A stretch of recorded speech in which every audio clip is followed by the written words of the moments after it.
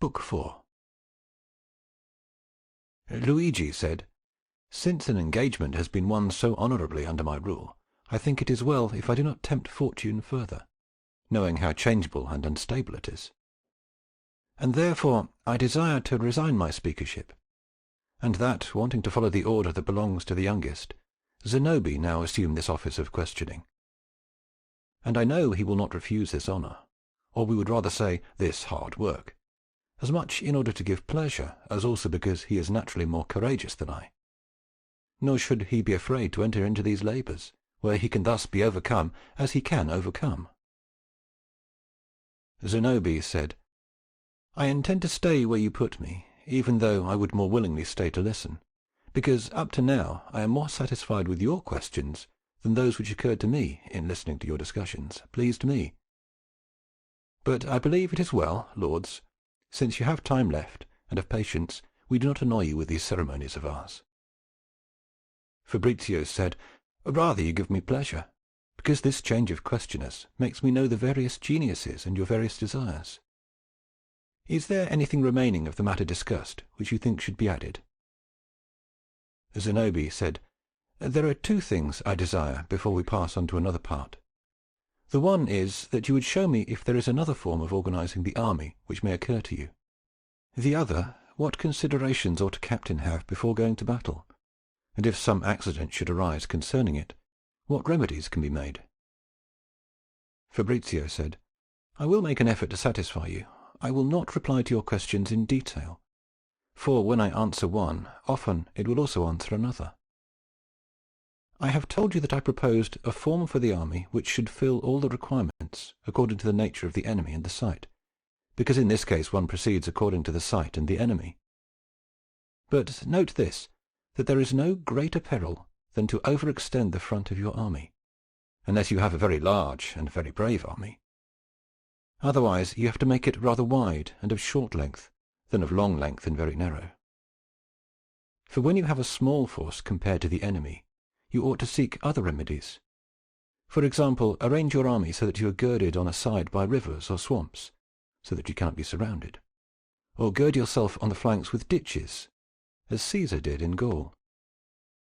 In this case you have to take the flexibility of being able to enlarge or compress your front, according to the numbers of the enemy. And if the enemy is of a lesser number, you ought to seek wide places, especially if you have your forces so disciplined that you are able not only to surround the enemy, but extend your ranks. Because in rough and difficult places you do not have the advantage of being able to avail yourself of all your ranks. Hence it happened that the Romans almost always sought open fields, and avoided the difficult ones. On the other hand, as I have said, you ought, if you have either a small force or a poorly disciplined one, to seek places where a small number can defend you, or where inexperience may not cause you injury. Also higher places ought to be sought, so as to be able more easily to attack the enemy. And nonetheless, one ought to be aware not to arrange your army on a beach, and in a place near the adjoining hills, where an enemy army can come, because in this case, with respect to the artillery, the higher place would be disadvantageous to you, because you could continuously and conveniently be harmed by the enemy artillery, without being able to undertake any remedy, and similarly impeded by your own men, you cannot conveniently injure him. Whoever organizes an army for battle ought also to have regard for both the sun and the wind, that the one and the other do not strike the front, because both impede your vision, the one with its rays, the other with dust. And in addition, the wind does not aid the arms that are thrown at the enemy, and makes their blows more feeble. And as to the sun, it is not enough that you take care that it is not in your face at the time, but you must think about it not harming you when it comes up.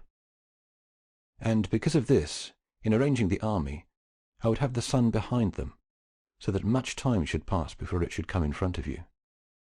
This method was observed by Hannibal at Cannae, and by Marius against the Cimbrians. If you should be greatly inferior in cavalry, arrange your army between vines and trees and such impediments, as the Spaniards did in our time when they routed the French in the kingdom of Naples on the Cerignola. And it has been frequently seen that the same soldiers, when they changed only their arrangement and location, from being overcome became victorious, as happened to the Carthaginians, who, after having been often defeated by Marius Regulus, were afterwards victorious through the counsel of Xantippe, the Lacedaemonian, who had them descend to the plain, where, by virtue of their cavalry and elephants, they were able to overcome the Romans. And it appears to me, according to the examples of the ancients, that almost all the excellent captains, when they learned that the enemy had strengthened one side of the company, did not attack the stronger side, but the weaker, and the other stronger side they opposed to the weaker. Then, when starting a battle, they cornered the stronger part, that it only resist the enemy, and not push it back, and the weaker part that it allow itself to be overcome, and retire into the rear ranks of the army. This causes two great disorders to the enemy. The first, that he finds his stronger part surrounded. The second is that, as it appears to them they will obtain victory quickly, it rarely happens that he will not become disorganized, whence his defeat quickly results. Cornelius Scipio, when he was in Spain, fighting against Hasdrubal the Carthaginian, and knowing that Hasdrubal, in arranging the army, placed his legions in the centre, which constituted the strongest part of his army, and therefore when Hasdrubal was to proceed in this manner afterwards, when he came to the engagement, changed the arrangement, and put his legions in the wings of the army, and placed his weaker forces in the centre. Then, when they came hand to hand, he quickly had those forces in the centre to walk slowly, and the wings to move forward swiftly, so that only the wings of both armies fought, and the ranks in the centre, being distant from each other, did not join in battle, and thus the strongest part of the army of Scipio came to fight the weakest part of that of Hasdrubal, and defeated it. This method at that time was useful, but today, because of the artillery, could not be employed, because that space that existed between one and the other army gives them time to fire, which is most pernicious, as was said above. This method, therefore, must be set aside, and be used, as was said a short time ago, when all the army is engaged, and the weaker part made to yield.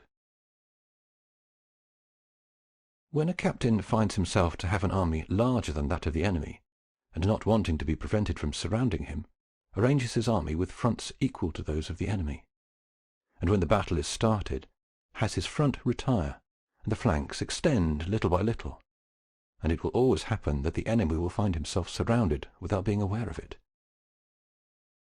When a captain wants to fight almost secure in not being routed, he arranges his army in a place where he has a safe refuge nearby, either amid swamps or mountains, or in a powerful city. For in this manner he cannot be pursued by the enemy. But the enemy cannot be pursued by him. This means was employed by Hannibal when fortune began to become adverse for him, and he was apprehensive of the valour of Marcus Marcellus. Several, in order to disorganize the ranks of the enemy, have commanded those who are lightly armed that they begin the fight, and having begun it, retire among the ranks. Then when the armies afterwards have joined fronts together, and each front is occupied in fighting, they have allowed them to issue forth from the flanks of the companies, and disorganized and routed them. If anyone finds himself inferior in cavalry, he can, in addition to the methods mentioned, place a company of pikemen behind his cavalry, and in the fighting arrange for them to give way for the pikemen, and he will always remain superior. Many have accustomed some of the lightly armed infantry to get used to combat amidst the cavalry, and this has been a very great help to the cavalry. Of all those who have organized armies for battle, the most praiseworthy have been Hannibal and Scipio when they were fighting in Africa. And as Hannibal had his army composed of Carthaginians and auxiliaries of various kinds, he placed 80 elephants in the front van, and then placed the auxiliaries. After these he placed the Carthaginians, and in the rear he placed the Italians, whom he trusted little. He arranged matters thusly because the auxiliaries, having the enemy in front and their rear closed by his men, they could not flee, so that being compelled to fight, they should overcome or tire out the Romans, thinking afterwards, with his forces of virtue fresh, he could easily overcome the already tired Romans. In the encounter with this arrangement, Scipio placed the Astarte, the Principi, and the Triari in the accustomed fashion, for one to be able to receive the other, and one to help the other. He made the vans of the army full of intervals, and so that they should not be seen through, but rather appear united, he filled them with veliti, whom he commanded that, as soon as the elephants arrived, they should give way, and enter through the regular spaces among the legions, and leave the way open to the elephants, and thus come to render the attack vain, so that, coming hand to hand with him, he was superior. Zenobi said, "You have made me remember, in telling me of this engagement, that Scipio, during the fight, did not have the Astarte retire into the ranks of the Principi, but divided them, and had them retire into the wings of the army, so as to make room for the Principi if he wanted to push them forward. I would desire, therefore, that you tell me what reason motivated him not to observe the accustomed arrangement." Fabrizio said, "I will tell you. Hannibal had placed all the virtue of his army in the second line, whence Scipio, in order to oppose a similar virtue to it, assembled the Principi and the Triari, so that the intervals of the Principi being occupied by the Triari, there was no place to receive the Astarte, and therefore he caused the Astarte to be divided and enter the wings of the army, and did not bring them among the Principi. But take note that this method of opening up the first lines to make a place for the second cannot be employed except when the other is superior, because then the convenience exists to be able to do it, as Scipio was able to. But being inferior and repulsed, it cannot be done except with your manifest ruin. And therefore you must have ranks in the rear which will receive you. But let us return to our discussion. The ancient Asiatics, among other things thought up by them to injure the enemy, used chariots which had scythes on their sides, so that they not only served to open up the lines with their attack, but also kill the adversary with the scythes. Provisions against these attacks were made in three ways. It was resisted by the density of the ranks, or they were received within the lines, as were the elephants, or a stalwart resistance was made with some stratagems, as did Sulla the Roman against Archelaus, who had many of those chariots which they called falcati. He, Sulla, in order to resist them, fixed many poles in the ground behind the first ranks, by which the chariots, being resisted, lost their impetus. And note is to be taken of the new method which Sulla used against this man in arranging the army, since he put the veliti and the cavalry in the rear, and all the heavily armed in front, leaving many intervals in order to be able to send those in the rear forward if necessity should require it. Whence, when the battle was started, with the aid of the cavalry, to whom he gave the way, he obtained the victory. To want to worry the enemy during the battle, something must be made to happen which dismays him, either by announcing new help which is arriving, or by showing things which look like it, so that the enemy, being deceived by that sight, becomes frightened. And when he is frightened, he can be easily overcome. These methods were used by the Roman consuls Minucius Rufus and Acilius Glabrius.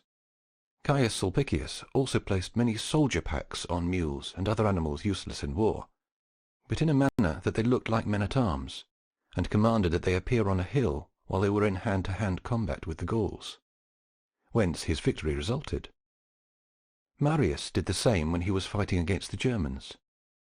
Feigned assaults, therefore, being of great value while the battle lasts, it happens that many are benefited by the real assaults, especially if, improvised in the middle of the battle, it is able to attack the enemy from behind or on the sides, which can be done only with difficulty, unless the nature of the company helps you. For if it is open, part of your forces cannot be speeded, as must be done in such enterprises. But in wooded or mountainous places, and hence capable of ambush, part of your forces can be well hidden, so that the enemy may be assaulted suddenly and without his expecting it, which will always be the cause of giving you the victory. And sometimes it has been very important, while the battle goes on, to plant voices which announce the death of the enemy captain, or the defeat of some other part of the army, and this often has given the victory to whoever used it. The enemy cavalry may be easily disturbed by unusual sights or noises, as did Croesus, who opposed camels to the cavalry of his adversaries, and Pyrrhus, who opposed elephants to the Roman cavalry, the sight of which disturbed and disorganized it.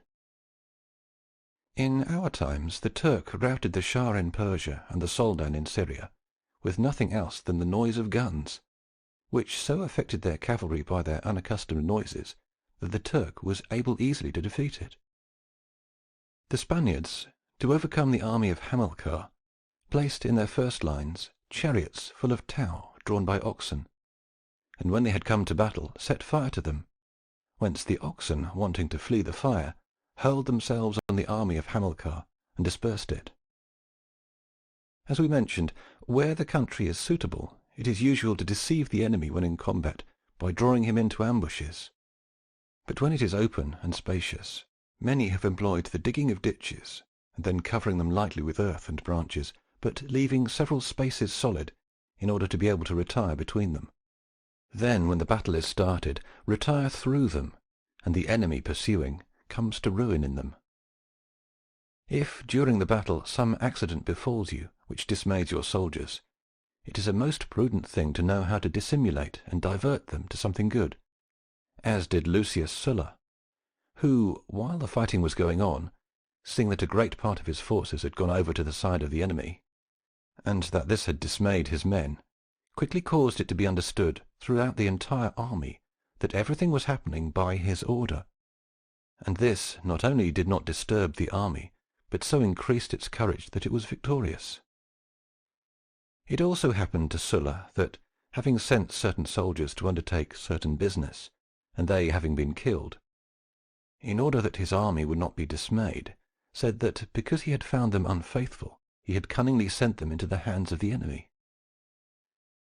Sertorius, when undertaking an engagement in Spain, killed one who had pointed out to him the slaying of one of his heads, for fear that by telling the same to others he should dismay them.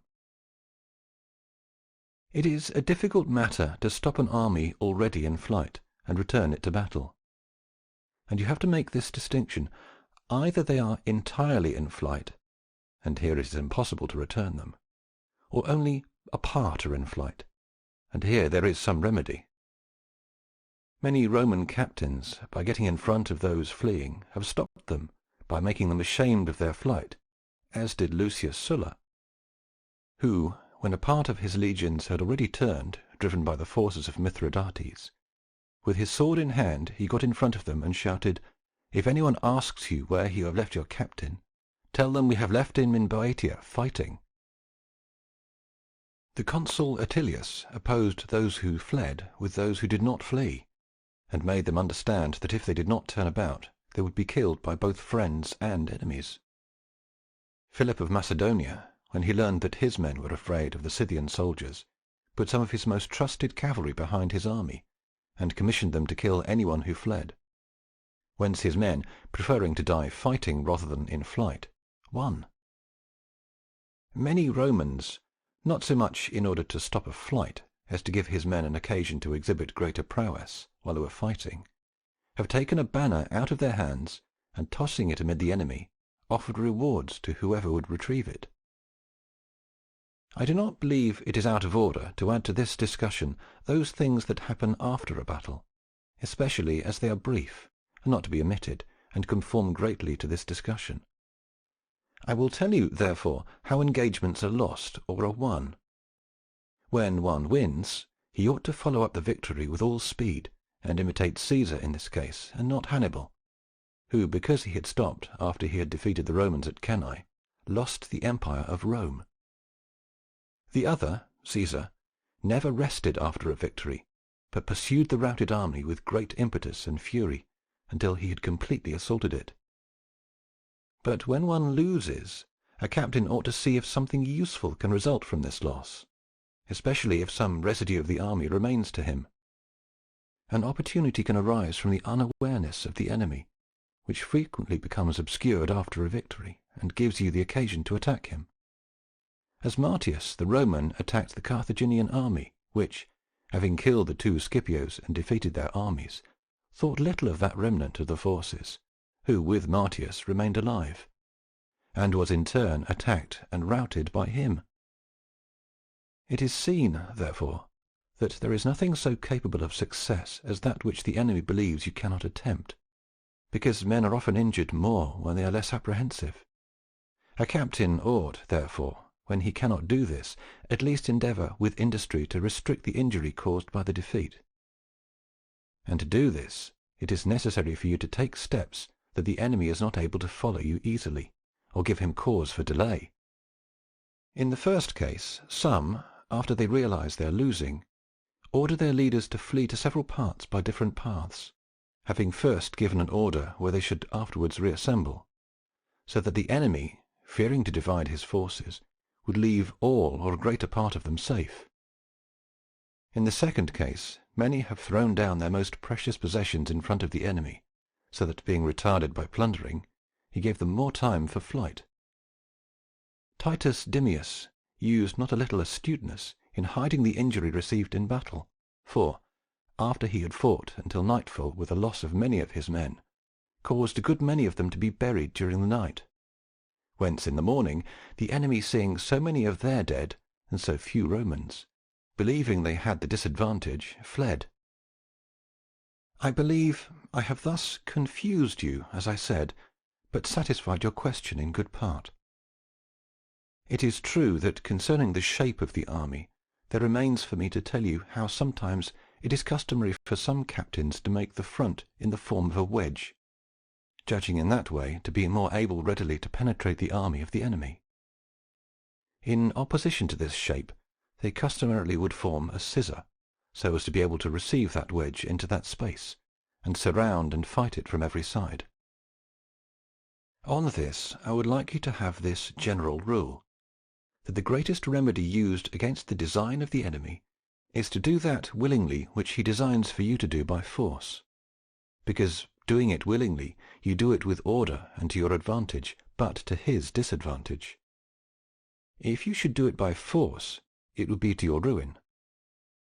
As to the fortifying of this, I would not care to repeat anything already said.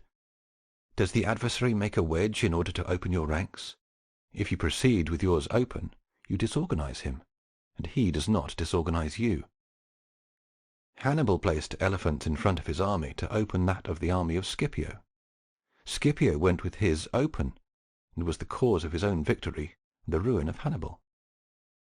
Hasdrubal placed his most stalwart forces in the centre of the van of his army to push back the forces of Scipio. Scipio commanded in like fashion that they should retire, and defeated him. So that such plans, when they are put forward, are the cause of the victory of him against whom they were organized. It remains for me yet, if I remember well, to tell you what considerations a captain ought to take into account before going into battle. Upon which I have to tell you first that a captain never has to make an engagement if he does not have the advantage, or if he is not compelled to. Advantages arise from the location, from the organization, and from having either greater or better forces. Necessity or compulsion arises when you see that by not fighting you must lose in any event. For example, when you see you are about to lack money, and therefore your army has to be dissolved in any case, when hunger is about to assail you, or when you expect the enemy to be reinforced again by new forces. In these cases one ought always to fight, even at your disadvantage, for it is much better to try your fortune when it can favour you, than by not trying when you see your ruin sure. And in such a case it is as serious an error for a captain not to fight, as it is to pass up an opportunity to win, either from ignorance or from cowardice. The enemy sometimes gives you the advantage, and sometimes it derives from your prudence. Many have been routed while crossing a river by an alert enemy of theirs, who waited until they were in the middle of the stream, and then assaulted them on every side, as Caesar did to the Swiss, when he destroyed a fourth part of them after they had been split by the river. Sometime you may find your enemy tired from having pursued you too inconsiderately, so that, finding yourself fresh and rested, you ought not to lose such an opportunity. In addition to this, if an enemy offers you battle at a good hour of the morning, you can delay going out of your encampment for many hours. And if he has been under arms for a long time, and has lost that first ardour with which he started, you can then fight with him. Scipio and Metellus employed this method in Spain, the first against Hasdrubal, and the other against Sertorius. If the enemy had diminished in strength, either from having divided the armies, as the Scipios did in Spain, or from some other cause, you ought to try your fortune. The greater part of prudent captains would rather receive the onrush of the enemy who impetuously go to assault them, for their fury is easily withstood by firm and resolute men, and that fury which was withstood easily converts itself into cowardice. Fabius acted thusly against the Samnites and against the Gauls, and was victorious, but his colleague Decius was killed.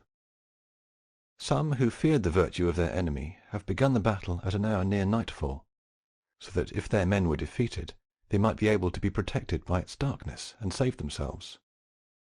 Some, having known that the enemy army, because of certain superstitions, does not want to undertake fighting at such a time, selected that time for battle, and won, which Caesar did in Gaul against Ariovistus, and Vespasianus in Syria against the Jews. The greater and more important awareness that a captain ought to have is to see that he has about him men loyal and most expert in war, and prudent, with whom he counsels continuously and discusses his forces and those of the enemy with them. Which are the greater in number? Which are better armed or better trained? Which are more apt to suffer deprivation? Which to confide in more, the infantry or the cavalry? Also they consider the location in which they are, and if it is more suitable for the enemy than for themselves. Which of them has the better convenience of supply? Whether it is better to delay the engagement or undertake it, and what benefit the weather might give you or take away from them. For often, when the soldiers see the war becoming long, they become irritable, and, weary from hard work and tedium, will abandon you. Above all, it is important for the captain to know the enemy, and who he has around him, if he is foolhardy or cautious, if timid or audacious. See whether you can trust the auxiliary soldiers, and above all you ought to guard against leading an army into battle which is afraid or distrustful in any way of victory, for the best indication of defeat is when one believes he cannot win. And therefore, in this case, you ought to avoid an engagement, either by doing as Fabius Maximus did, who, by encamping in strong places, did not give Hannibal courage to go and meet him, or by believing that the enemy, also in strong places, should come to meet you. You should depart from the field, and divide your forces among your towns, so that the tedium of capturing them will tire him. Zenobi said, "Can he not avoid the engagement in other ways than by dividing the army into several parts, and putting them in towns?" Fabrizio said, "I believe at another time I have discussed with some of you that whoever is in the field cannot avoid an engagement if he has an enemy who wants to fight in any case. And he has but one remedy, and that is to place himself with his army at least 50 miles distant from his adversary, so as to be in time to get out of his way if he should come to meet him." And Fabius Maximus never avoided an engagement with Hannibal, but wanted it at his advantage. And Hannibal did not presume to be able to overcome him by going to meet him in the places where he encamped. But if he supposed he could defeat him, it was necessary for Fabius to undertake an engagement with him in any case, or to flee.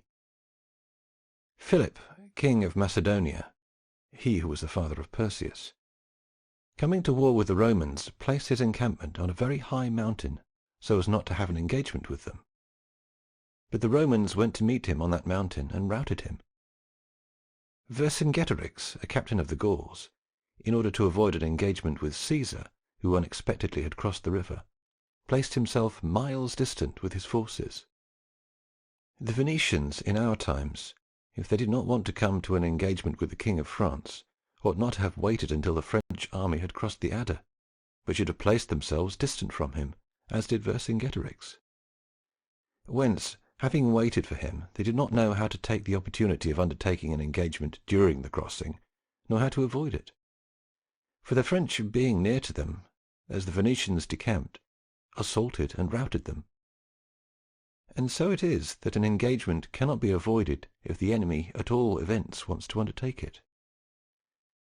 Nor does anyone cite Fabius, for he avoided an engagement in cases like that just as much as did Hannibal. It often happens that your soldiers are not willing to fight, and you know that because of their number or the location, or from some other cause, you have a disadvantage, and would like them to change their minds. It also happens that necessity or opportunity constrains you to come to an engagement, and that your soldiers are discontent and little disposed to fight, whence it is necessary for you in one case to frighten them, and in the other to excite them. In the first instance, if persuasion is not enough, there is no better way to have both those who fight and those who would not believe you than to give some of them over to the enemy as plunder. It may also be well to do with cunning that which happened to Fabius Maximus at home. The army of Fabius desired, as you know, to fight with the army of Hannibal. His master of cavalry had the same desire. It did not seem proper to Fabius to attempt the battle, so that, in order to dispel such desires, he had to divide the army. Fabius kept his men in the encampments, and the other, the master of cavalry, going forth and coming into great danger, would have been routed if Fabius had not succoured him. By this example, the master of the cavalry, together with the entire army, realized it was a wise course to obey Fabius. As to exciting them to fight, it is well to make them angry at the enemy, by pointing out that the enemy say slanderous things of them, and showing them to have with their intelligence in the enemy camp, and having corrupted some part, to encamp on the side where they see the enemy, and undertake some light skirmishes with them, because things that are seen daily are more easily disparaged.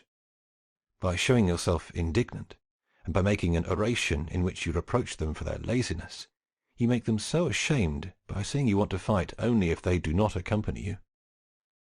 And above everything, to have this awareness, if you want to make the soldiers obstinate in battle, not to permit them to send home any of their possessions, or settle in any place, until the war ends, so that they understand that if flight saves them their lives, it will not save them their possessions.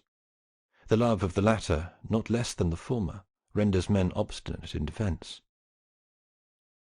Zenobia said, "You have told how soldiers can be made to turn and fight, by talking to them. Do you mean by this that he has to talk to the entire army, or to its heads?" Fabrizio said, "To persuade or dissuade a few from something is very easy, for if words are not enough, you can use authority and force. But the difficulty is to take away a sinister idea from a multitude, whether it may be in agreement or contrary to your own opinion, where only words can be used, which, if you want to persuade everyone, must be heard by everyone. Captains, therefore, must be excellent orators, for without knowing how to talk to the entire army, good things can only be done with difficulty, which, in these times of ours, is completely done away with. Read the biography of Alexander the Great, and see how many times it was necessary to harangue and speak publicly to the army. Otherwise he could never have led them, having become rich and full of plunder, through the deserts of Arabia and into India, with so much hardship and trouble. For infinite numbers of things arose by which an army is ruined if a captain does not know how, or is not accustomed to talking to it.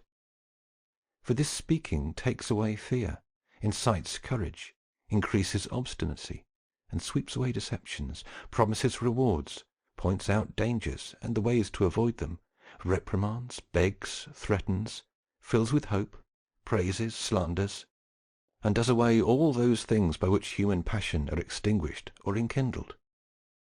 Whence that prince or republic planning to raise a new army, and to give this army reputation, ought to accustom the soldiers to listen to the talk of the captain, and the captain to know how to talk to them.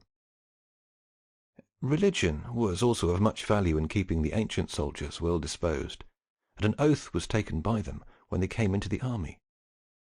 For whenever they made a mistake, they were threatened not only by those evils that can be feared by men, but also by those that can be expected from the deity.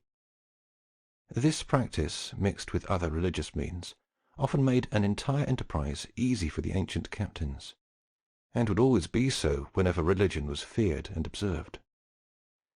Sertorius availed himself of this when he told of talking with a hind or female stag, which promised him victory on the part of the deity. Sulla was said to talk with a statue which he had taken from the temple of Apollo. Many have told of God appearing to them in their sleep and admonishing them to fight. In the times of our fathers, Charles VII, King of France, in the war he waged against the English, was said to counsel with a young girl sent by God, who was called the Maid of France, and who was the cause for victory.